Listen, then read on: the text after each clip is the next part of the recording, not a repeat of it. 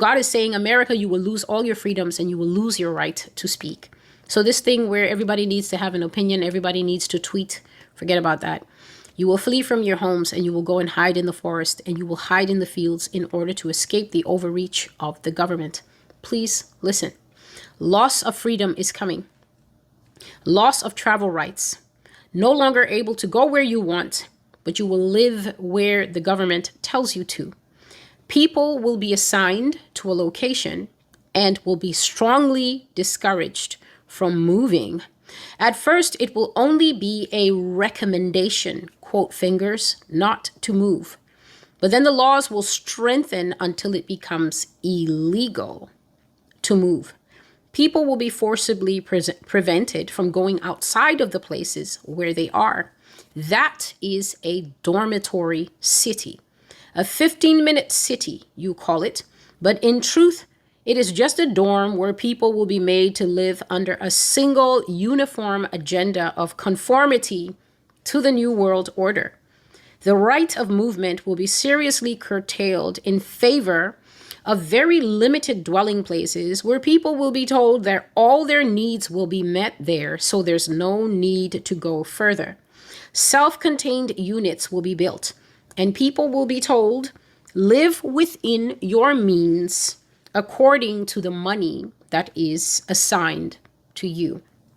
So there's so much to unpack here, and if you're familiar with the old prophecies, you will be much better and adept at navigating what I'm saying. But even if you're not, loss of freedom is not something that's confusing. When you lose your freedom, it means that all the rights that you think accrue to you naturally by reason of being an American, by reason of being a person. You don't have to be an American. You could be Mexican living here. You could be from Guatemala living here.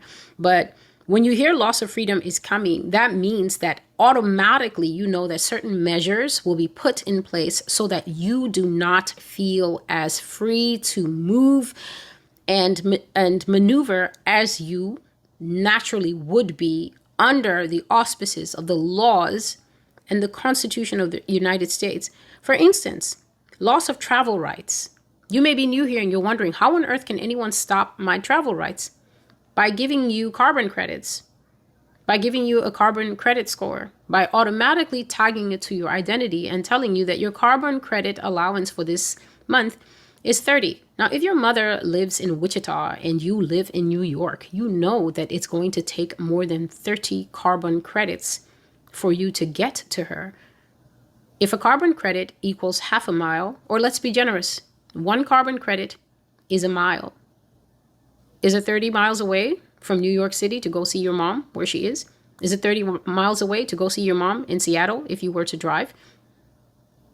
If a plane to Seattle from here is 50 carbon credits and your status, your tier in society only allows you 25 carbon credits per month. And these are non-renewing credits, by the way. Don't think that you can say, oh no, I'll wait 2 months and I'll go see mom.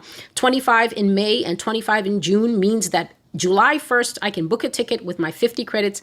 No, it's 25 renewing credits that do not roll over. These people are not stupid. They all went to Harvard and MIT and they have masters. That's why they're all sitting at the Council in Foreign Relations. They're sitting there and they're drinking cognac and smoking cigars from Havana and planning a world that nobody ever asked you to participate in the building of that world. But when that world is premiered, if you don't want to live in that world, then they will say that's okay. And they will just delete you out of that world and then give your place to a robot.